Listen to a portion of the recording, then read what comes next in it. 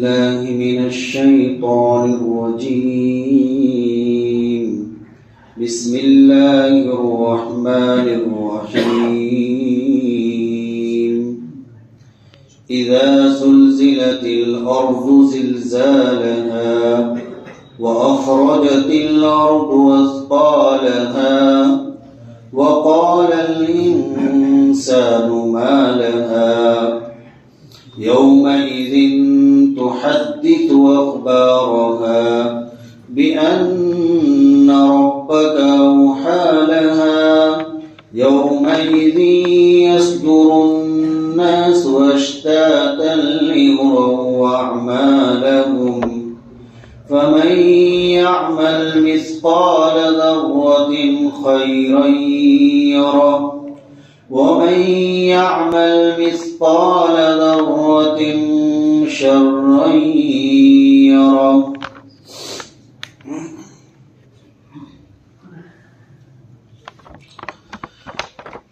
سورہ زلزال ہے، مدنی سورت ہے، 8 آیتیں ہیں اس سورت میں.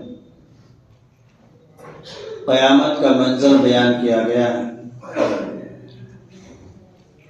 یاد کرو اس وقت کو، اذا زلزلت الارض زلزالها، جب زمین اپنی جنبش کے ساتھ ہلا دی جائے گی، اپنے بھوچال سے جھنجھوڑ دی جائے گی. وَأَخْرَجَتِ الْأَرْضُ أَثْقَالَهَا، اور زمین اپنے بوجھ باہر نکال دے گی.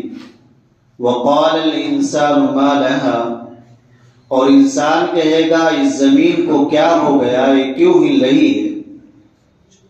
يَوْمَئِذٍ تُحَدِّثُ أَخْبَارَهَا، اس دن زمین اپنی ساری خبریں بیان کر دے گی، ساری خبریں بتا دے گی.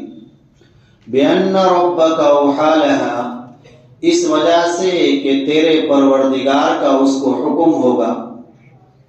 یومئذ یصدر الناس اشتاتا لیروا اعمالهم، اس دن لوگ جماعتیں بنا بنا کر جماعتوں کی شکل میں نکلیں گے تاکہ وہ اپنے اعمال کو دیکھ لیں. پس جس نے ذرہ برابر اچھا عمل کیا ہوگا وہ اس کو دیکھ لے گا، اور جس نے ذرہ برابر برا عمل کیا ہوگا وہ بھی اس کو دیکھ لے گا. یہ سورہ زلزال ہے، بڑی اہم سورت ہے. ایک روایت میں ہے کہ یہ 1/3 قرآن کے برابر ہے، 1/3 قرآن کے برابر ہے.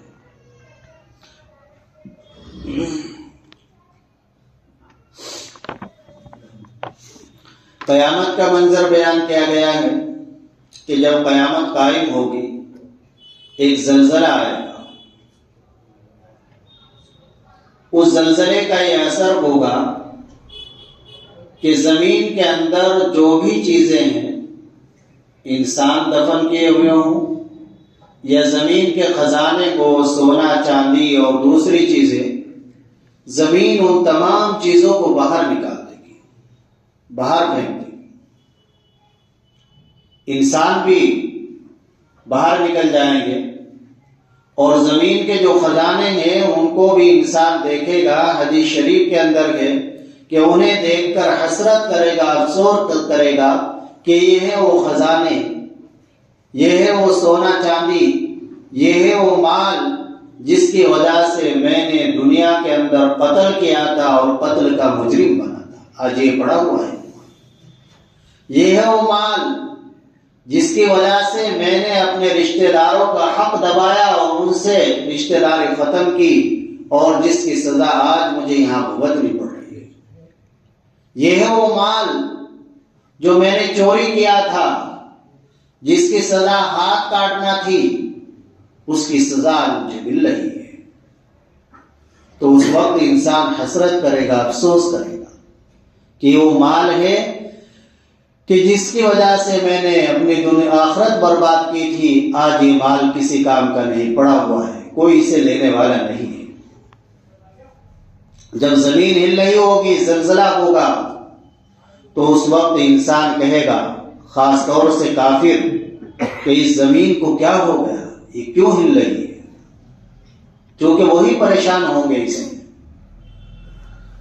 اللہ فرما رہے یومئذ تحدث اخبارہا، اس دن یہ زمین اپنی ساری خبریں بتا دے گی۔ ساری خبروں سے کیا مراد ہے؟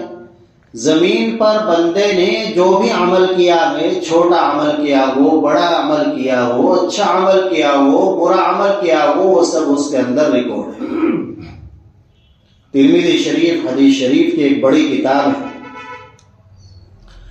اس میں حدیث شریف موجود ہیں۔ حضرت ابو ہریرہ رضی اللہ تعالی عنہ فرماتے ہیں کہ ایک مرتبہ اللہ کے نبی صلی اللہ علیہ وسلم نے سورہ زلزال کی آیت شریفہ پڑھی، یومئذ تحدث اخبارہا، اور یہ پڑھنے کے بعد آپ نے معلوم فرمایا، آپ نے فرمایا اتدرون ما اخبارہا، جانتے ہو کہ زمین کی خبریں کیا ہیں؟ اللہ فرما رہے ہیں کہ اس دن، قیامت کے دن، زمین اپنی خبریں بیان کر دے گی، اپنی خبریں بتا دے گی، تو تم جانتے بھی ہو کہ زمین کی خبریں کیا ہیں؟ صحابہ نے عرض کیا اللہ ورسولہ اعلم، صحابہ کا یہ حال تھا، وہ یہی عرض کر دیا کرتے تھے اللہ اور اس کے رسول زیادہ جانتے ہیں۔ آج ہمارا حال یہ ہو گیا کہ ہمیں ذرا سی معلومات ہو گئی تو کوئی عالم، کوئی مفتی ہمارے سامنے کچھ نہیں ہے، سب کچھ ہم ہی جانتے ہیں، سب کچھ ہم ہی جانتے ہیں۔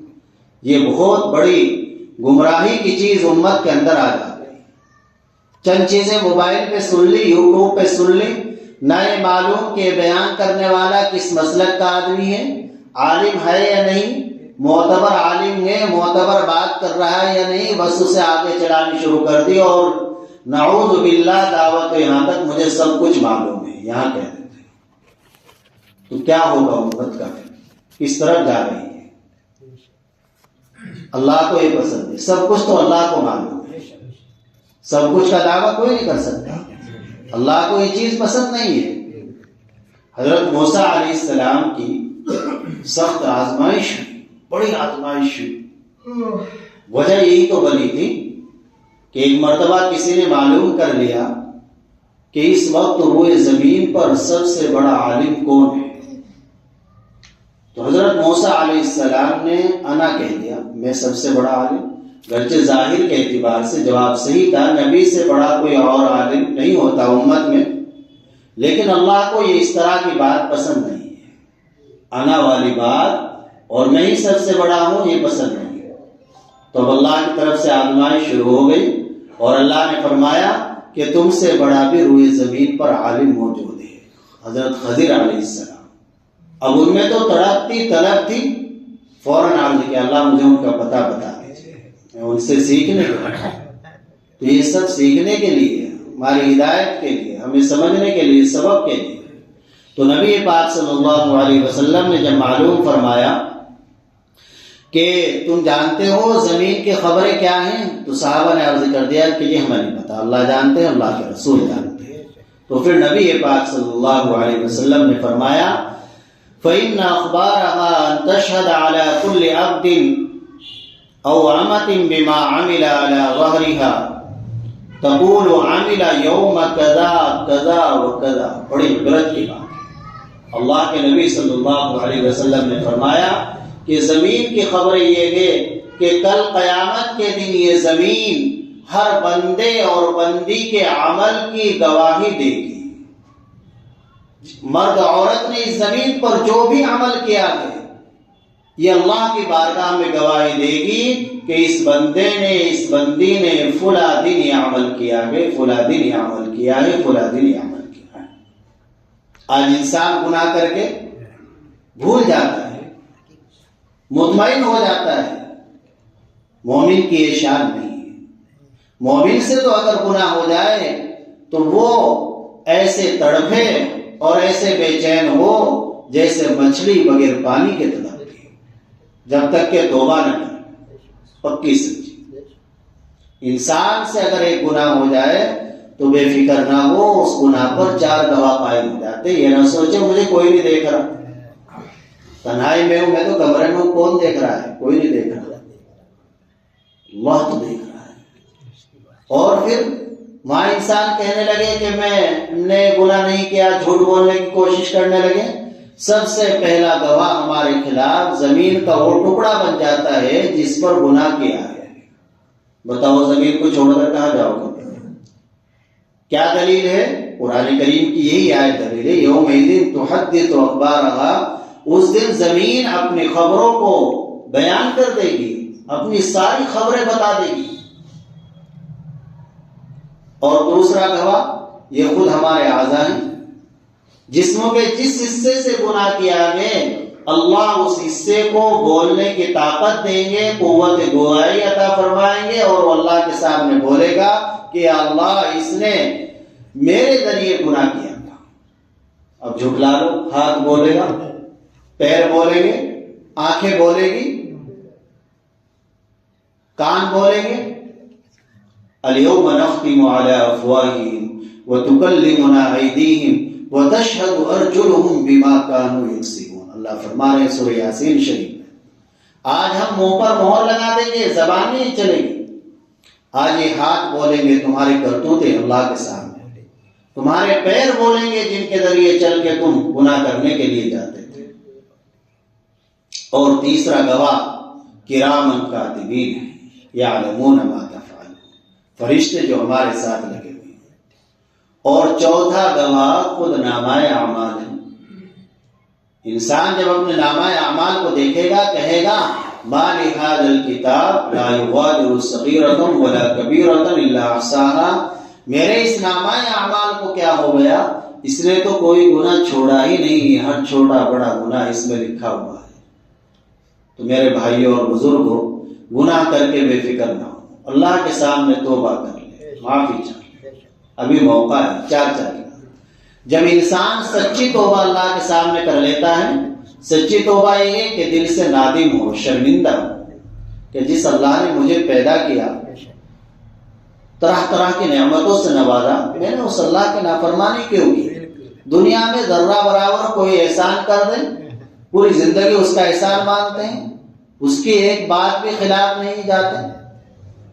کوئی سیاست میں ہے، پردھان ہے، پارشد ہے، وہ ہمارا ہمدرد ہے، ہمارا ایک کام کر دیا تو زندگی بھر اسے ہی ووٹ دیتے رہتے ہیں، اس کے نسلوں کو بھی ووٹ دیتے رہتے ہیں۔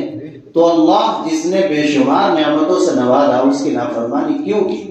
یہ نادم ہو، شرمندہ ہو، اور اس وقت ارادہ کرے کہ آج کے بعد میں یہ گناہ نہیں کروں گا، پکا ارادہ کر لے، توبہ کر لے، تو اللہ معاف فرمائے۔ اور پھر اللہ کے سامنے جب سچی توبہ ہو جاتی ہے، اللہ کتنے رحیم ہے، دیکھو تو حدیث پاک کے اندر ہے، ایک حدیث میں ہے کہ جب انسان سچی توبہ کر لیتا ہے، سچی، تو اللہ تعالی پھر یہ جو گواہ ہے نا سارے سب ختم کر دیتے ہیں، زمین سے بھی نشان مٹا دیتے ہیں، پھر زمین کو بھی یاد رہنے کا زمین نے کھلا۔ کتنے بڑے رحیم اللہ ہے۔ فرشتوں کو بھی بھلا دیتے ہیں، کرامن کاتبین کو، نامہ اعمال میں بھی وائٹنر لگ جاتا ہے، سفید وہاں بھی نہیں ہے، وہ بھی صاف ہو گیا۔ کتنے بڑے اللہ ہیں، یہ گواہ بھی۔ کیا کرنا پڑ رہا؟ روک اللہ کے سامنے سچی توبہ ہی تو کریں، یہ تو اللہ کا کرم ہے، ورنہ پہلی امتوں کی توبہ جانتے ہو کیسے ہوتی تھی؟ حضرت موسیٰ علیہ السلام کی قوم میں توبہ کا طریقہ یہ تھا، یا اللہ میرے توبہ کہہ کر نہیں کام چلا تھا، بلکہ توبہ یہ تھی کہ جسم کے جس حصے سے گناہ کیا ہے اس حصے کو کاٹ دو تو توبہ ہو گئی۔ نعوذ باللہ، جھوٹ بولا زبان کاٹو توبہ، چوری کی ہاتھ کاٹو توبہ۔ ہمیں تو اللہ کے سامنے رونا ہے، معافی مانگنی ہے۔ اللہ زمین سے بھی نشان ختم کر رہے، زمین پر کسی کی طاقت نہیں چل سکتی جو زمین سے نکال دے، اس ریکارڈ سے، اس میموری سے بھی ختم کر دیا، نامہ اعمال سے بھی ختم کر دیا۔ یومئذ تحدث اخبار، زمین ایسا کیوں کرے گی، اپنی ساری خبریں کیوں بیان کرے گی؟ اللہ فرما رہے ہیں بِأَنَّ رَبَّكَ أَوْحَىٰ لَهَا، اس لیے کہ پروردگار کا اس کو حکم ہوگا، پروردگار کا اس کو حکم ہوگا۔ زمین اللہ کے حکم کے تابع سب کچھ۔ ایک حدیث شریف ہے ابن ماجہ شریف میں، حضرت عبداللہ ابن مسعود رضی اللہ تعالی عنہ روایت کرتے ہیں کہ اللہ کے رسول صلی اللہ علیہ وسلم نے فرمایا یہ بات تو معلوم ہی ہے کہ انسان کی کہاں موت آنی ہے، کس وقت آنی ہے، سب اللہ کے یہاں لکھا ہوا ہے۔ ابھی آپ نے سنا ہوگا ایک بس مکہ مکرمہ سے مدینہ منورہ جا رہی تھی، 42 آدمی وہ مکہ مدینہ کے درمیان شہید ہوئے، 18 آدمی ایک ہی خاندان کے ہیں۔ تو کیا ہوتا ہے، ایسے کیوں چلا جاتا ہے؟ حدیث شریف کے اندر ہے کہ جب اللہ نے اس کی ایک جگہ لکھ رکھی ہے کہ یہاں موت آنی ہے، بندہ وہاں نہیں ہوتا ہے، تو اللہ اسے ایسا کام اس پر ڈال دیتے ہیں کہ اس ایسی ضرورت اس کو پیش آ جاتی ہے، اس ضرورت کو پورا کرنے کے لیے وہاں پہنچتا ہے۔ یہ عمرے کا انتظام ہوا، سب شکلیں بنی، یہ اللہ کی طرف سے نظام ورنہ سوچ بھی نہیں سکتا۔ اور پھر راستے میں وہاں جنگل میں وہاں تو کوئی ہو ہی نہیں، لیکن اللہ کی قدرت سوچنے والوں کے لیے ایمان لانے ہمیں دکھا رہے۔ اللہ وہ تو شہید ہیں، اللہ کے رسول کے مہمان ہیں، وہاں ایسے مبارک جگہ میں ان کو جگہ نصیب ہو رہی ہے قیامت تک کے لیے۔ اللہ کے نبی صلی اللہ علیہ وسلم پر سفارش واجب، ان کے تو مزے ہی مزے، لیکن ہمیں اور آپ کو اس سے سبق ملتا ہے کہ جہاں اللہ نے موت لکھ رکھی ہے، جس وقت جس حالت میں وہ اس طرح آ کر رہتی ہے، بندہ کو پھر کوئی ضرورت پیش آ جاتی ہے، وہ وہاں پہنچ جاتا ہے۔ پھر اللہ نے یہ بھی لکھ رکھا ہے کہاں دفن ہونا ہے، وہ دفن ہو جاتا ہے وہاں۔ پھر اللہ کو یہ زمین قیامت کے دن کہے گی فَتَقُولُ الْأَرْضُ يَوْمَ الْقِيَامَةِ رَبِّ هَذَا مَا اسْتَوْدَعْتَنِي، اے میرے پروردگار، قیامت کے دن یہ زمین کہے گی یہ تیری امانت ہے جو تو نے میرے حوالے کی تھی، یہ انسان یہ تیری امانت ہے، یہ تو نے میرے حوالے کی تھی، میرے پاس رکھی تھی۔ یہ اللہ کا نظام ہے۔ فَمَنْ يَعْمَلْ مِثْقَالَ ذَرَّةٍ خَيْرًا يَرَهُ، جو آدمی ذرہ برابر بھی نیکی کرے گا وہ اس کا اچھا اثر دیکھ لے گا، اور جو ذرہ برابر برائی کرے گا وہ اس کا برا اثر بھی دیکھ لے گا۔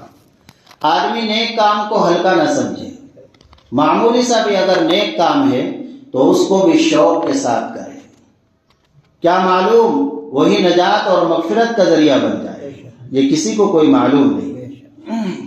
چنانچہ حضرت عائشہ رضی اللہ تعالی عنہ کے پاس ایک سائل آیا، ایک مانگنے والا آیا، ان مسکینا استطعم عائشۃ ام المؤمنین، حضرت عائشہ رضی اللہ تعالی عنہ کے پاس ایک سائل آیا اور اس نے سوال کیا کھانے کی چیز کچھ، تو اس وقت حضرت عائشہ رضی اللہ تعالی عنہ کے پاس کچھ انگور تھے، تو حضرت عائشہ رضی اللہ عنہ نے ایک انسان سے کہا کہ ان کو ایک دانہ انگور کا دے دو، تھوڑے سے انگور ہوں گے چند دانے، ایک دے دو۔ چنانچہ ایک دے دیا، تو وہ دینے والا حضرت عائشہ کی طرف دیکھنے لگا کہ ایک انگور سے اس کا کیا ہوگا، اور 2-4 دانے آپ کے پاس تھے تو حضرت عائشہ رضی اللہ تعالی عنہ نے فرمایا اتعجب کم تری فی هذه الحبۃ من مثقال ذرہ، کہ یہ ایک دانہ ہی اللہ کے یہاں بڑا قیمتی ہے، اس کا بھی ثواب ہے۔ تو ہمارے سے کوئی سوال کر رہا ہے، ہمارے پاس 100 روپے نہیں 5 روپے ہے، آپ 5 ہی دے دیں، 10 ہے تو 10 ہی دے دیں اللہ کے لیے، یہ سوچ کر کہ آپ کا اللہ کو یہی پسند آ جائے۔ ایک آدمی لکھپتی ہے، کروڑپتی ہے، وہ 1 لاکھ دیتا ہے، آپ 100 200 ہزار کے مالک ہیں،